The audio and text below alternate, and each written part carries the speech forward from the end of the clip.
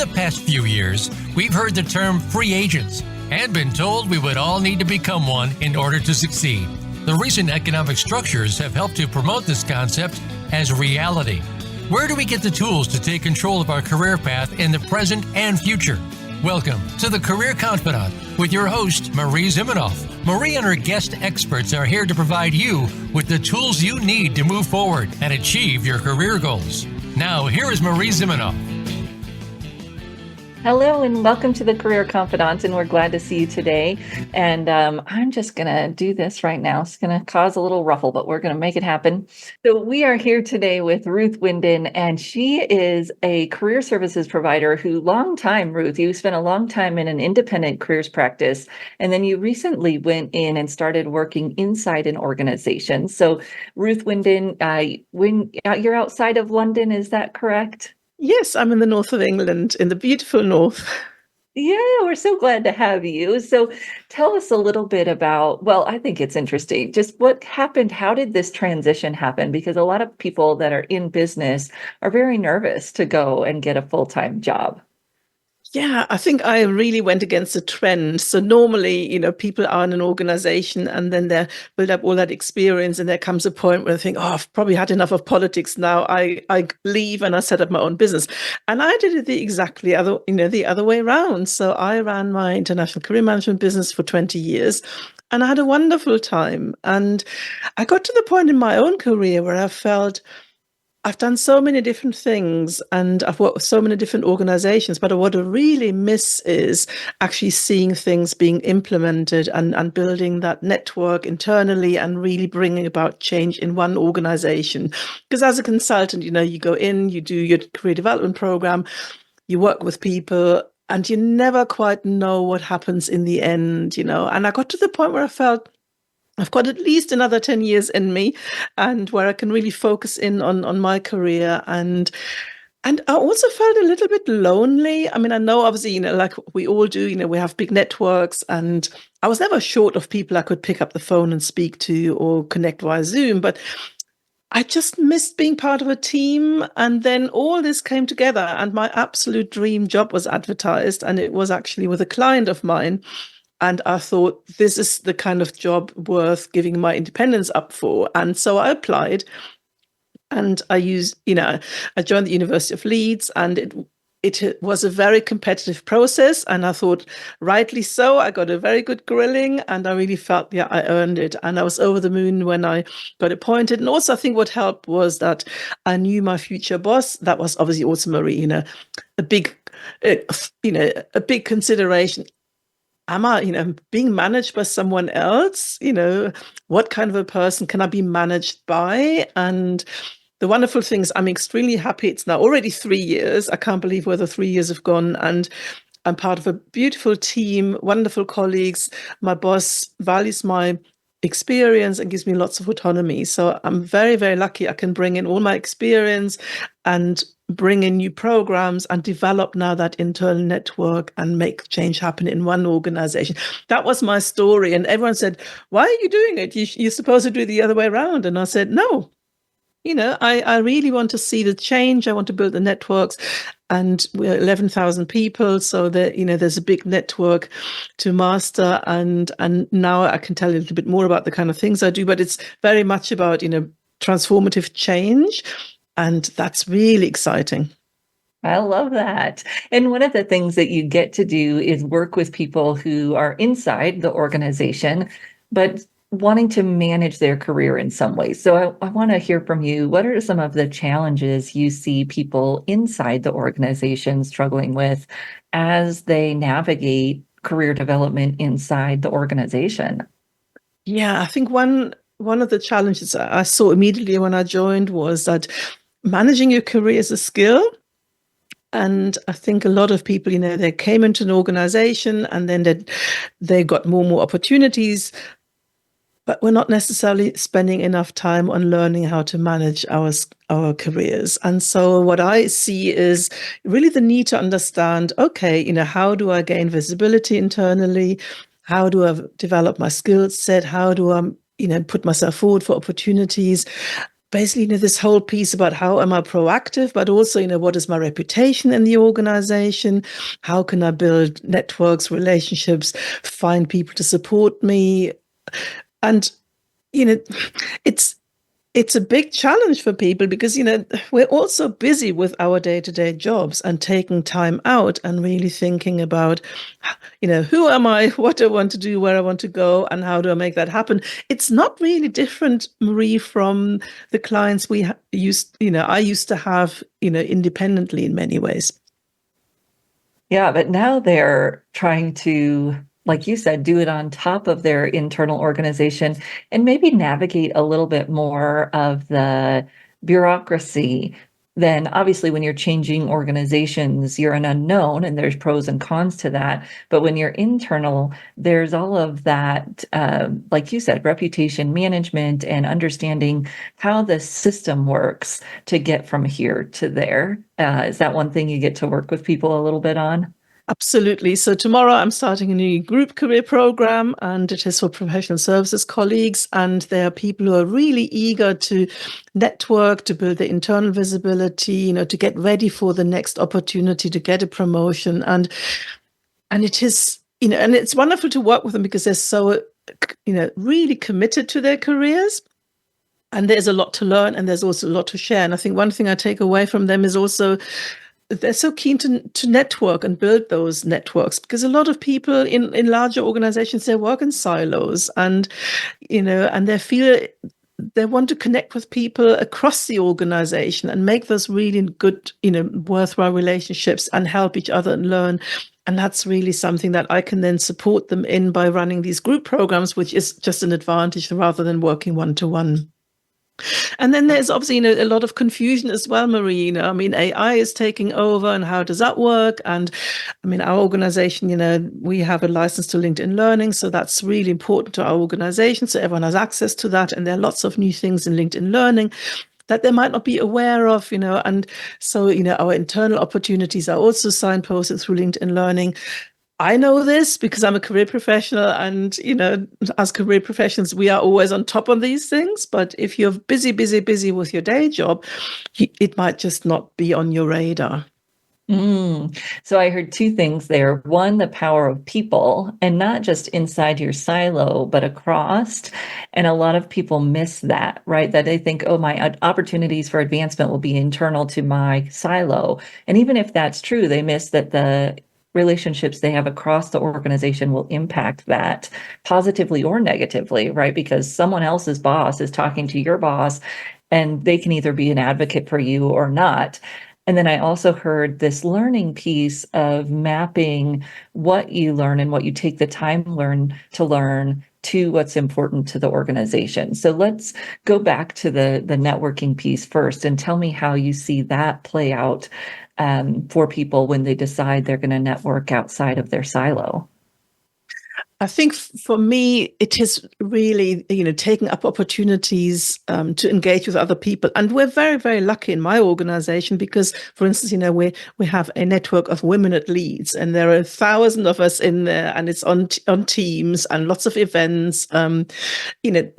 There are a lot of events, training opportunities, speakers coming in. So, we're not short of opportunities to meet other people. And I personally, I'm a big fan actually since COVID, because I joined during COVID. There are many opportunities that people have by being online. You can take part in meetings you might not have been able to take part in before. So there's certainly something about, but it requires people to be curious, to be confident, and to show up, and also to carve out that little bit of time. It doesn't have to be a lot, but, even let's say, an hour or half an hour a week, that really is already a starting point where you can really engage with people beyond your own direct working environment. Yes. Well, and we're talking today because you're coming to the Career Thought Leaders Symposium in Lisbon in April, and talking about those online opportunities, but then also the power of the in-person opportunity. And I'm excited Absolutely. to get to see people in person, because that kind of cements those online relationships, right? Yeah, and I have to admit, I mean, I am now back in doing a lot of in-person events, and you just cannot beat it. I mean, it's an absolute delight. But also, a lot of colleagues, not a lot, but some of our colleagues are remote, and so I really have to strike the balance. But being in person and seeing each other in the room and seeing people, and their their facial expressions and the joy you could have, the laughter and getting down and doing some really good work together, that electric, sort of atmosphere, I don't know, you just can't get that online, can you? No. And it's so interesting because the first time we went back in person after missing a few years because of COVID, I thought, oh, is this worth it? Because it's a lot of work, as you know, having run events too.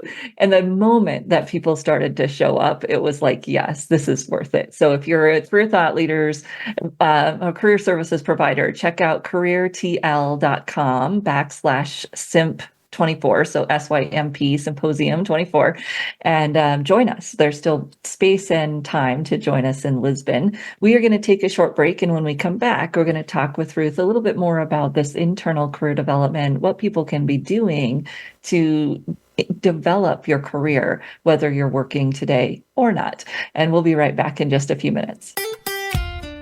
Follow Voice America at facebook.com/Voice America for juicy updates from your favorite radio shows and podcasts.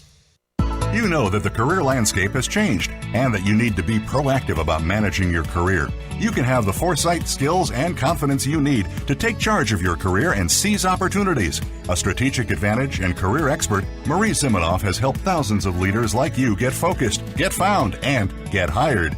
Visit getcareersmart.com to find out more. That's getcareersmart.com or call 800-521-2080 to schedule your complimentary consultation. Voice America programs are now available on your favorite connected device, including Amazon, Alexa, and Google Home. Through streams with Apple Podcasts, TuneIn, and iHeartRadio, listening to your favorite show is as easy as saying the show name followed by the word podcast. Hey, Alexa, play Finding Your Frequency podcast. If that doesn't work, try adding on TuneIn or on iHeartRadio or on Apple Podcasts.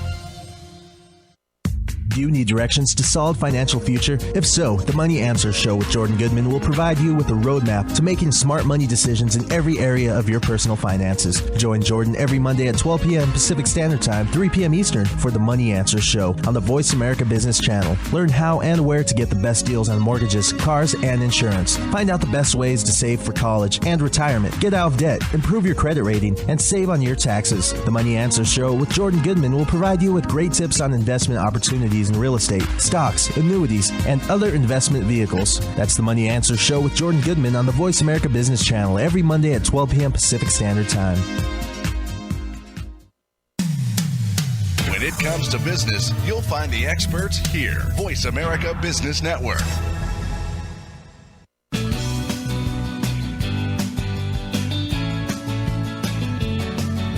You are tuned in to The Career Confidant with Marie Zimenoff.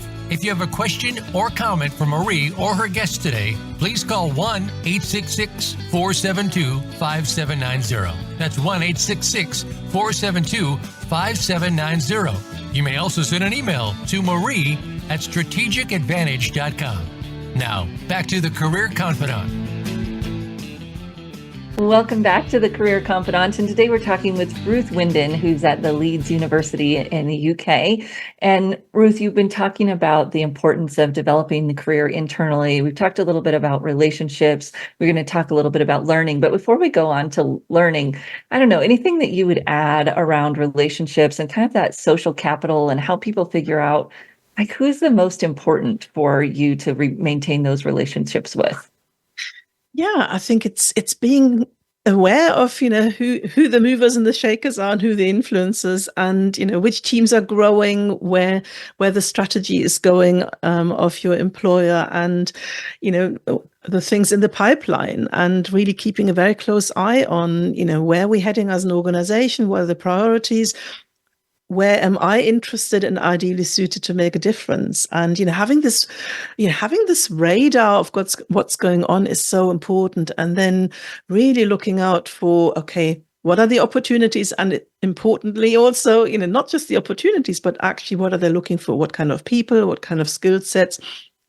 And getting ready for that. And in many ways, Marie, I mean, this is our bread and butter work in careers, isn't it? There's nothing fancy about it. It's just being very clear about what do I want, what is out there, and how do I position myself strongly for those opportunities? And, this reverse engineering, looking at, okay, if I want to be doing, let's say, I'm a project manager and I want to be a senior project manager in 3 years' time, you look at the job description that is out there, and you keep an eye on those that are coming out all the time and see, okay, what are they asking for? What is the shift here? Is there something different from maybe a few years ago? And for instance, AI is on everyone's radar these days. So can I upskill myself in AI and stand out from other candidates? Because in project management, I can see lots of applications of AI. So how do you stand out? Just having that awareness of what's happening in your field, in the industry, in your organization, what's coming, and being ready. And, and again, we said that earlier, it does take time and effort, but I think it's also exciting. And the beautiful thing is, in an organization like a university, we're all learners. I mean, when you look at the StrengthsFinder profile in our organization, of course, so many people are learners, and that's such a strength. So use that learner to really be on top of positioning yourself and having those skills ready for when they're needed. Yeah, and I love that when you think about the relationships. And oftentimes people can think if I'm forming relationships strategically, then it's not authentic. And we want to prevent that kind of black and white, yes or no thinking. You can think strategically about where would the relationships be a good thing for your career, but then also balance that with the authenticity of really wanting to build relationships with people, and only building the relationships with people where you have that connection, because there's plenty of opportunities. So we don't need to have that kind of either or mindset, right? Absolutely. And I think for me, it's really doing a good job. I mean, when I came into the university 3 years ago, I knew a few people, but I certainly didn't know as many people as I know now. And I was very conscious, I needed to do a great job, and I was very motivated, and I'm obviously very committed to my job and my role, and I want to make that impact. And then you just build that reputation slowly and steadily. And I wasn't constantly thinking, oh, is this person useful for me? Because that is just such a strange way of doing it, isn't it, Marie? But for me, it was more like, who can I connect with? Who can I get interested in my work? Who do I maybe need to convince? Who do I need to get on board? And really showing up and doing the work and doing great work. And before you know it, people come to you and ask you to do things, and your reputation grows. And there might not have been people on my radar when I started out, but that doesn't matter, because it's building that reputation. I'm not a big fan of just saying, okay, I make my list and I'm only looking for the superstars or, the people who I think have power. It just doesn't work like that, Marie, does it? No. And sometimes the people that you would think don't have the power actually do. And so that's why you just go and meet people. Exactly. And find, who do I make that connection with? You talked a little bit about the learning and the learner inside of an academic department, but that learning is so important for everyone. I was fascinated to hear that you've got that LinkedIn Learning connected to the advancement in your organization. Tell me a little bit more about that. Yeah, so you will find that many universities in the UK have a LinkedIn license, and that means that every student and every staff member has free access to LinkedIn and LinkedIn Learning. And so, and we have people who work hard on this. We have experts on LinkedIn Learning in the organization, and we share a lot of good practice and what people are using LinkedIn Learning for, and we develop our own pathways. And what I like a lot on LinkedIn Learning is not just the learning opportunities, but actually, there is something about career goals, and really, which is a feature I think that is just not well known enough, is it, Marie? It's so useful, because you can put in either, okay, I want to advance in my role, or I want to advance, and make a slight change, and put that new career goal into the system. And then LinkedIn comes along and gives you lots of useful suggestions about what skills you need to develop, and what courses you should do, and what you should learn. And then what we use very extensively is also, all our internal opportunities. The job roles get shared on LinkedIn. learning as well internally. So I always say to people, keep an eye on it and see what's coming up and see who else is in these roles. So, I mean, it's a beautiful networking opportunity via LinkedIn Learning and LinkedIn, because LinkedIn gives us all this information that you might actually overlook if you are not tuned into that, because large organizations, you can't know everyone. And LinkedIn, basically in LinkedIn Learning, just pushes these people into your field, and you see them, and that's a really good help as well. Yeah, that's interesting. I just think of, you might not have LinkedIn Learning at your organization. So thinking about how it doesn't have to be just LinkedIn Learning, but how there might be other learning opportunities inside your organization. So if you're listening and you think, oh, Ruth, I don't have LinkedIn Learning, there still might be opportunities for you there.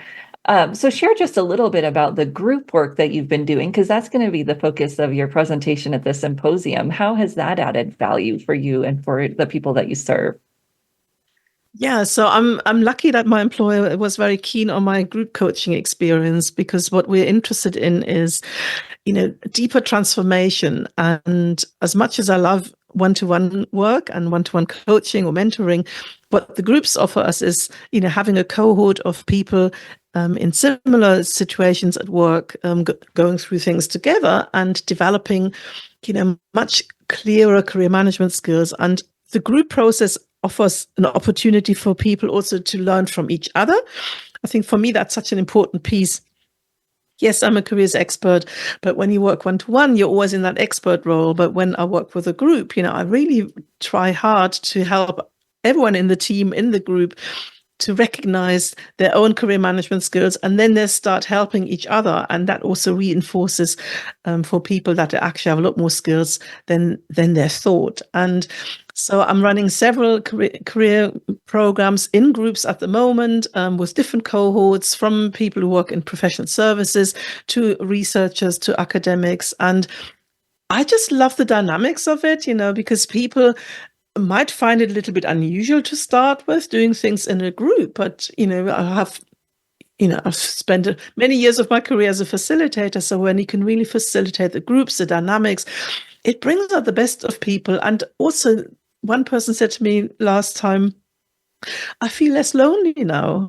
Some people do feel a little bit lonely at work, and having a group and a really positive, supportive, trusted environment, obviously and confidential, that can give people a wonderful opportunity and a safe space to explore, to hear other people's ideas, to get affirmation from their colleagues, and then go through a process that takes them through a journey. And my programs are often 4 months, 6 months long. So I really get to know people, and that's an added bonus. So I'm a big fan. And what we've seen is really big transformations. And as much as, organizations, we offer workshops and shorter intervention, that's all great. But the real transformation you don't necessarily get from a workshop. The real transformation comes from being, in a process for a longer time and having that headspace. And that's what people say to me often. Oh, this was a program 6 months long. And the lovely thing is, I always thought about my career. It was always at the back of my mind. You asked us to do all these exercises and activities and share and learn and grow. And then they make the transition. And very often it's either a transition into the next level up, or, the university is very open about also helping people if they have other career directions in mind, to help people move forward. We're really good as an employer like that. So that group process can bring out the best in people. But I also want to say it's not for everyone. So, if people don't like to share, or if they're not comfortable in groups, or if they'd rather have, one-to-one support, then I'd say don't go into groups. But so far, so good. And it's a really special part of my life at the university, doing things with groups and helping them really have deep transformations in their careers. I love that. Well, and it might help someone who's thinking about joining a career coaching group think about it a little bit differently. So I love that you shared that. So share just a few takeaways. If someone's coming to the symposium, what would they expect to get from your presentation? What would some of the takeaways be? Yeah, so I want to share, first of all, why I think this is the best time ever to start group programs, because, in this economic climate, people, want to find good solutions, but also they want to connect with others. So I think the time for group coaching really has come. And then I want to share, how do you plan it? What are some of the advantages? What are some of the things you have to look out for? How can you really make it work? How can you market it? Because I'm aware, a lot of our colleagues are not in organizations. They run their own businesses. So how can you get a group off the ground? But also, if you're in an organization, how can you convince others that that is a good thing to do? And I want to go really deep and be very honest with my experience. I've done this for 15 years now. And, I learn every single time I run a new group. So some of the facilitation tips, some of the things in terms of group dynamics. This is where often I think when I see other people talk about group coaching programs that they don't really go into that very much, but this is where things can go really, can be a little bit difficult, or people say, oh, I haven't got that experience. So some of these tips, how do you set up a group from the beginning so you build that trust so that people feel comfortable, and I can share some really lovely little exercises I do that I've learned over the years that really gives you a strong start, and then things fall into place, and then you can take the group with you.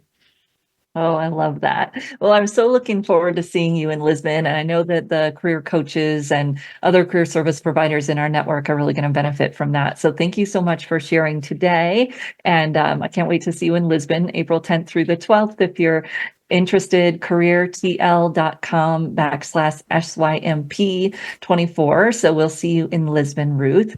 And thank you so much. Thank you. And I can't wait and hug my colleagues who've come from all over the world. Yes. Yes. And we are going to take a short break here on the Career Confidant. We'll be back and we're going to talk a little bit more about how to manage your career. But we're going to say goodnight to Ruth for now. And thank you so much, Ruth. Thank you. We'll be right back on the Career Confidant. Voice America is on LinkedIn. Connect with us today.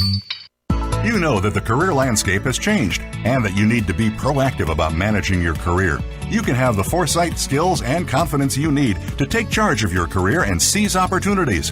A strategic advantage and career expert, Marie Zimenoff has helped thousands of leaders like you get focused, get found, and get hired. Visit getcareersmart.com to find out more. That's getcareersmart.com or call 800-521-2080 to schedule your complimentary consultation.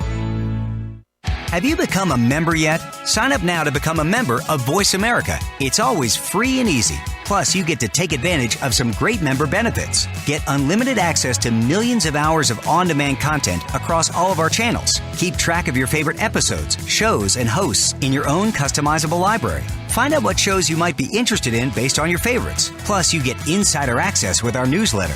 Membership gives you more. Sign up at voiceamerica.com and click register at the top right. Say It Skillfully is my radio show about being who you are and saying what you think needs to be said. This is your host, Molly Chang. I'll help you find the right words to tackle any challenging conversation you've been avoiding. Whether you're part of a small project team or leading a giant company, the more you accept that you're part of the problem, the faster you can be part of the solution. You'll learn how to achieve success on your terms and be happier, healthier, and more productive at work and in your life. Check out sayitskillfully.com for practical resources, including my 90-second videos, real life examples showing you how to speak up skillfully. I invite you to call in with your questions. Join me live every Tuesday, 11 a.m. Eastern, 8 a.m. Pacific on the Voice America Business Channel. And no, I'm cheering for you. When it comes to business, you'll find the experts here. Voice America Business Network.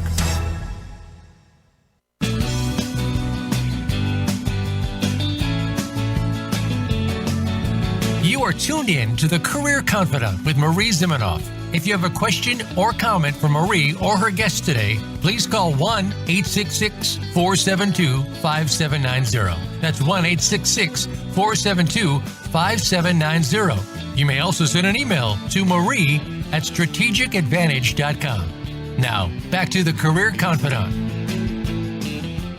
Welcome back to the Career Confidant. And today we were talking with Ruth Winden about how to develop your career internally. And we talked a little bit about that networking piece, really identifying how do you make those connections across your organization. And different types of us are going to do that in different ways. For a more strategic person, that's how you might start, is where are the gaps? Who do you want to talk to? Where do you want to move? And you'll start there, and then every interaction will be a little bit more purposeful. It still doesn't need to be inauthentic. It's just strategic, thinking about that and then moving that way. For others who enjoy going to the company mixers and having a little bit more open-ended conversations, they will just go do those things, but then they want to approach it strategically as well. Okay, who did I meet? Who did I really connect with? How do I maintain that connection? How do I maintain those connections that will help me move in the direction I want to go? And of course, none of those things are a one-way street. We're connecting with people who will also help you, but that you can help them. And those are those relationships that it doesn't have to be you helping them necessarily in a work setting, but helping them in whatever way you can. You're always looking for that opportunity because it's a real relationship that you want to make those connections and be connected. So when we think about how you form those relationships, how you think about where you want to go, there's a model that I created a few years ago about career management. And Ruth said this, although it's just one little thing that she said, that you've got to do your job well where you are now. And when you don't like your job, that can be challenging. And thinking about how it helps you get where you want to go can be helpful. So finding the purpose in your job. And I always say that, purpose is not something that anyone else gives to you. It's a verb. You show up with it. You decide what it is. And you can find that purpose in the job you're in now. That can help you do a better job in the job you're in now, because you're going to be limited in your success internally as well as externally if you're not doing a good job in the job you're in now. Then you've got to say, okay, where you are now, what are your opportunities to leverage that job to get other experiences that you might want, to meet the people that you might want?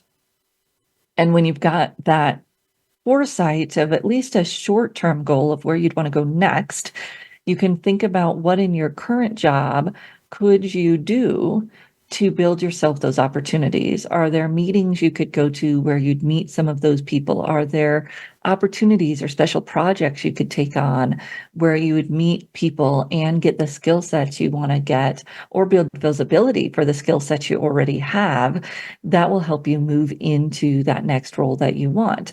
So it's kind of that three-pronged approach in your current job.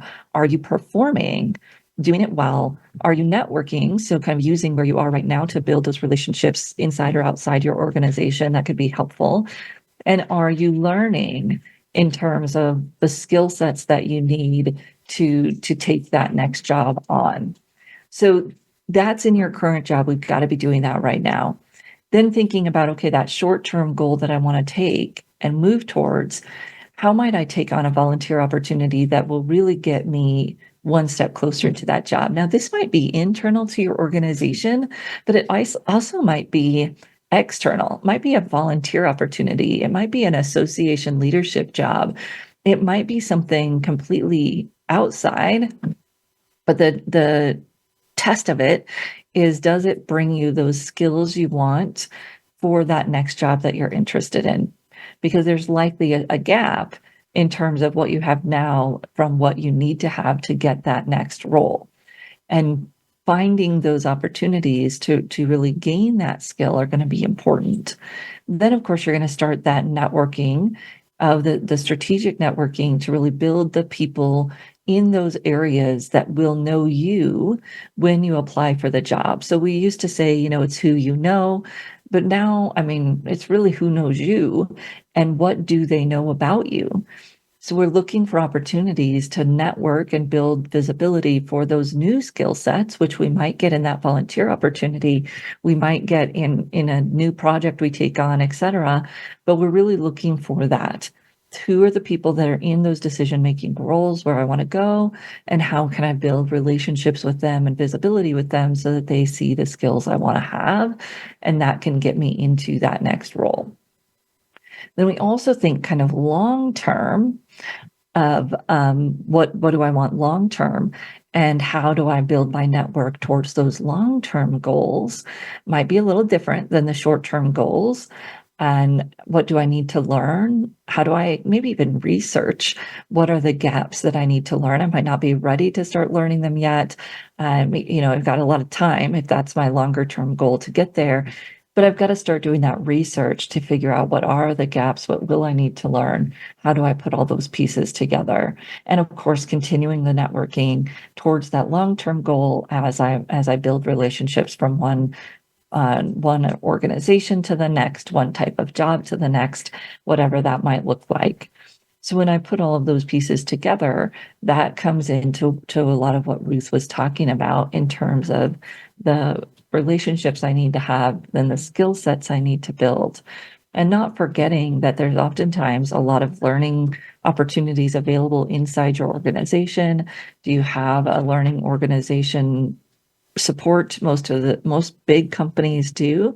If you have a smaller company, they might not, but you may be able to get some support in taking classes or whatever it might be towards what you would like to have, and maybe using some of those external resources like Coursera, free courses through lots of organizations that are offered there, free courses that might be offered through websites, free courses that might be offered through big universities, which is very popular right now. And then also some paid opportunities. But honestly, paying for like a LinkedIn Learning, I would check out most of my free options first, because there are so many, some of which that are going to bring better credibility.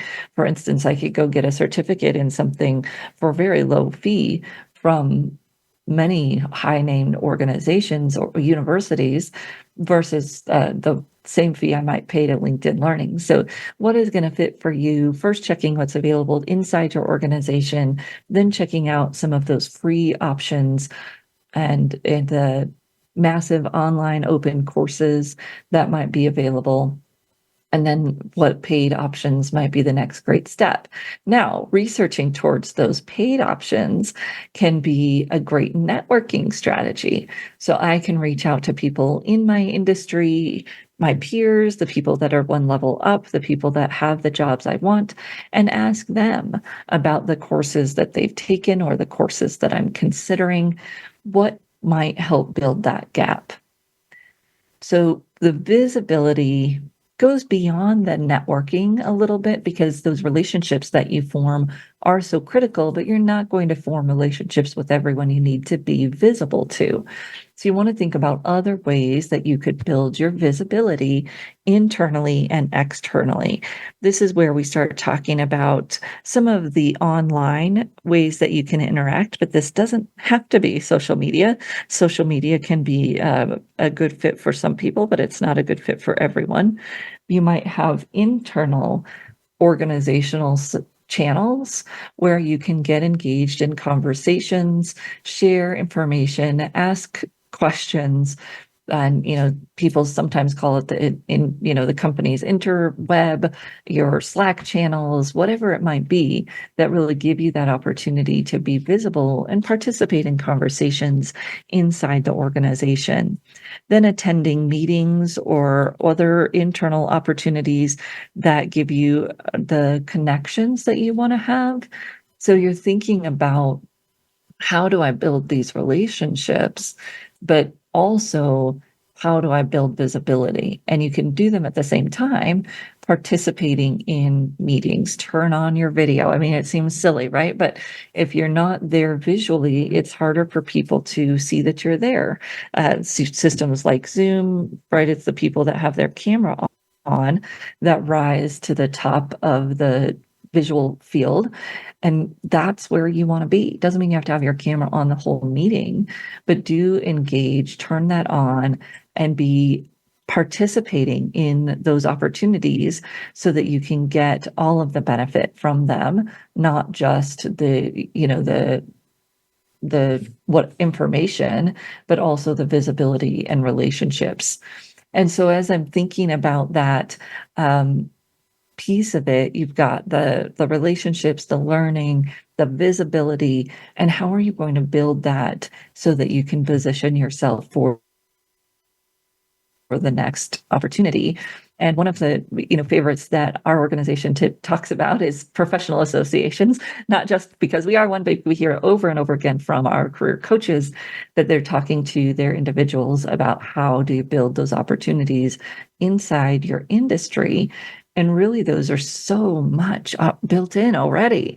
Your industry associations having events, they're having meetings, they're putting out some kind of written publication, they have social media content that you can interact with. And all of those opportunities are just ripe for you to go out and figure out what works for you. How do you want to plug in? But don't miss out on those opportunities to engage in your profession or even a desired profession when you can research and find the organizations for the industry you're interested in, even if you're not in it yet, and start participating in those conversations, or at least watching the conversations to see what are the trends, what's important, what are people talking about. You can learn the language and even start to join in those conversations as it's appropriate. And I'll put in my continual plug to check out not just LinkedIn groups, but also Facebook groups. Ask the professional association where they're engaging, because it might surprise you where people are and how they're the most active. And of course, now there's a lot of off-site opportunities as well in proprietary groups. So you want to build those relationships, that the skill set, the learning that you need, and that visibility, and maybe even find opportunities to do all three at the same time. We're going to take a short break, and when we come back, we'll finish up talking about how you can promote yourself and find those promotion opportunities inside an organization. And we'll be right back in just a few minutes. Voice America is on your favorite smart speaker. If you have Alexa or Google Home, go ahead and give us a try. Hey Alexa, play Finding Your Frequency podcast on TuneIn. You know that the career landscape has changed and that you need to be proactive about managing your career. You can have the foresight, skills, and confidence you need to take charge of your career and seize opportunities. A strategic advantage and career expert, Marie Zimenoff has helped thousands of leaders like you get focused, get found, and get hired. Visit getcareersmart.com to find out more. That's getcareersmart.com, or call 800-521-2080 to schedule your complimentary consultation. A little birdie told me Voice America is on X. Follow us at Voice America TRN. Are you a business owner, 1099 contractor, part-time employee, or volunteer who needs group health coverage you can actually afford? Do you know a nonprofit who would benefit from unlimited zero-cost funding? How about cost reduction, school safety, mental health wellness, and more? All these and more are fair game on Finding Certainty. If you want more certainty in your own life, you are not alone. Join us each Friday at 9 a.m. Pacific, 12 p.m. Eastern on the Voice America Business Channel. Find your own brand of certainty and realize your personal American dream with Finding Certainty, hosted by Patrick Lang. Let's unwrap the certainty experience together. Voice America Business Network, the bottom line in business.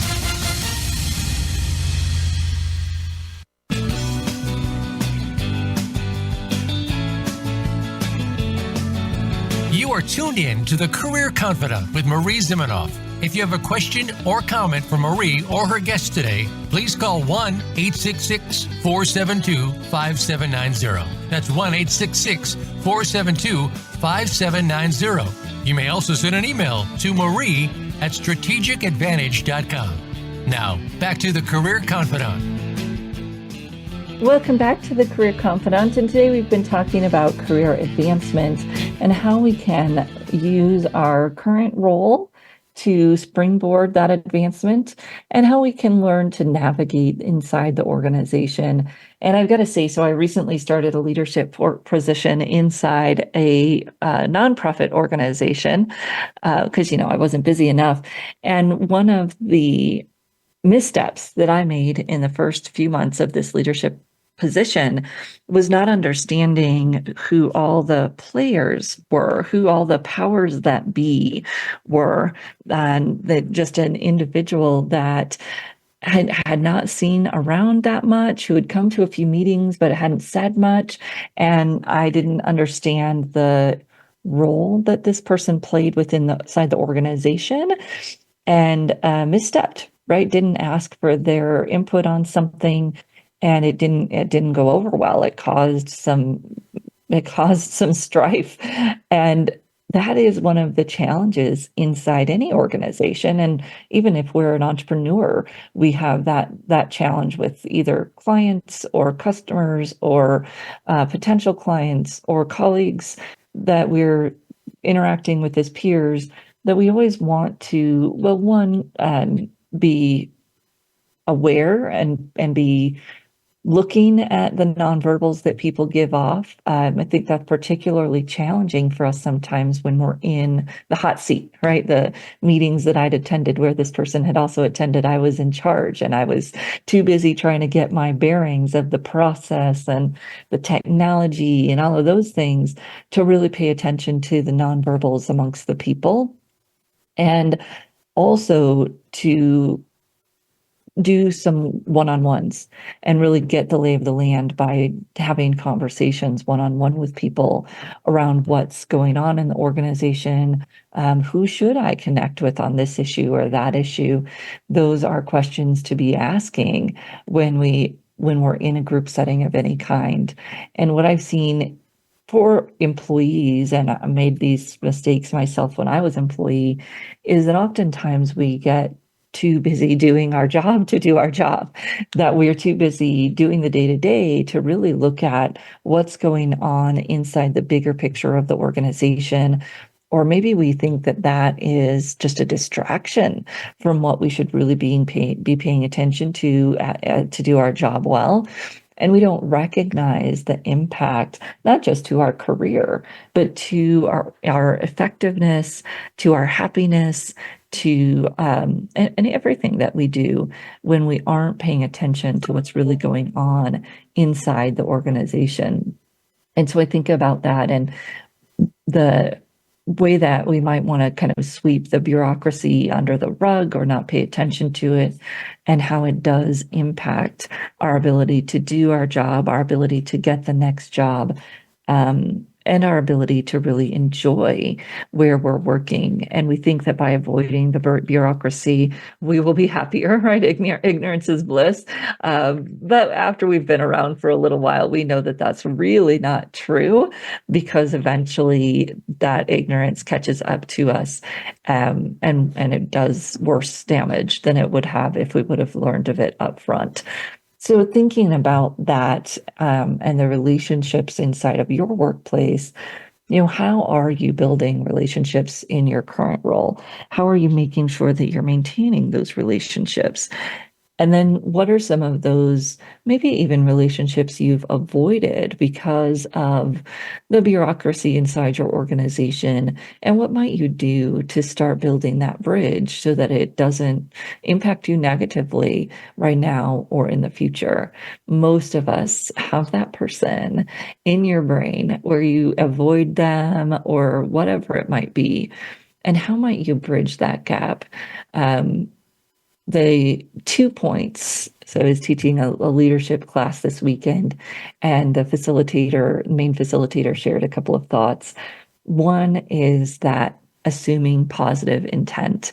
And this is harder than we think it is, to really do it, to really assume that when you interact with someone, that they are coming at it in the best way they know possible, that they have the best intentions.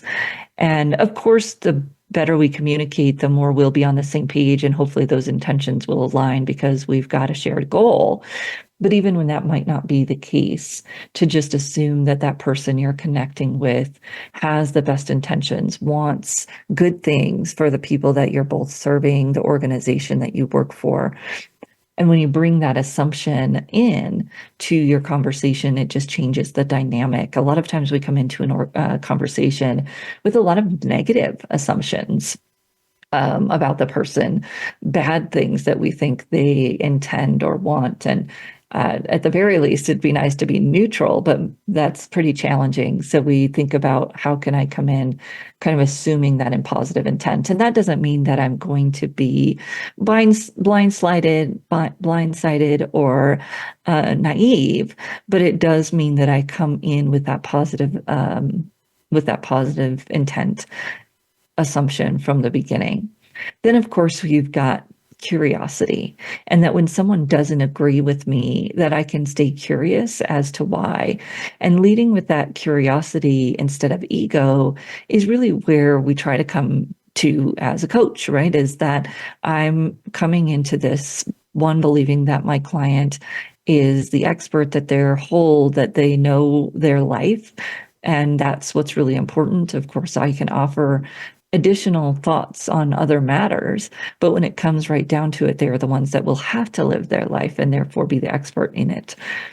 And then when I come at it with that coach approach, it's really my goal is to ask the questions, maybe provide a framework, but have that curiosity be the lead, not the ego where I feel like I know it all and I'm going to tell it to you, but that I'm interested to know where you're coming from, what's factoring into your decisions, what's going to be best for you, what the gaps might be that we could fill together, but not taking that, kind of hierarchical approach, but that more flat power structure of we're in this together. So if you're in an organization and you're thinking about forming more relationships to build your career, take those two little pieces with you, that assuming positive intent and using your curiosity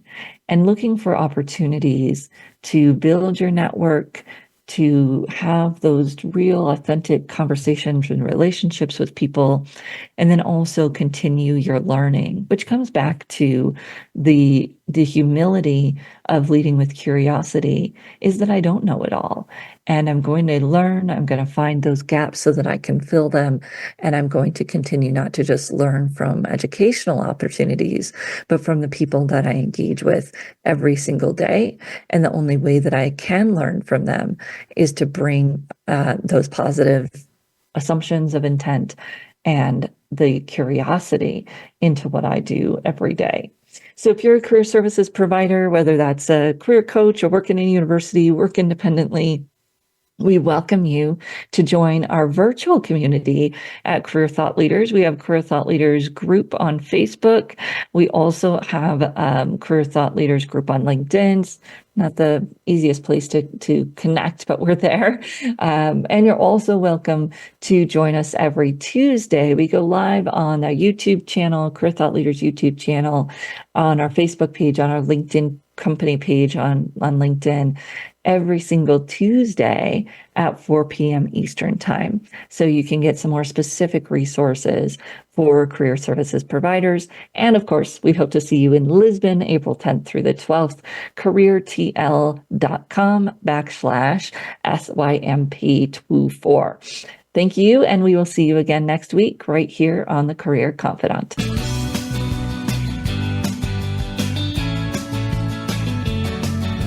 Thank you for listening to The Career Confidant. Marie Zimenoff will return again with another terrific guest next Monday at 2 p.m. Eastern Time, 11 a.m. Pacific on the Voice America Business Channel. Be sure to join us then.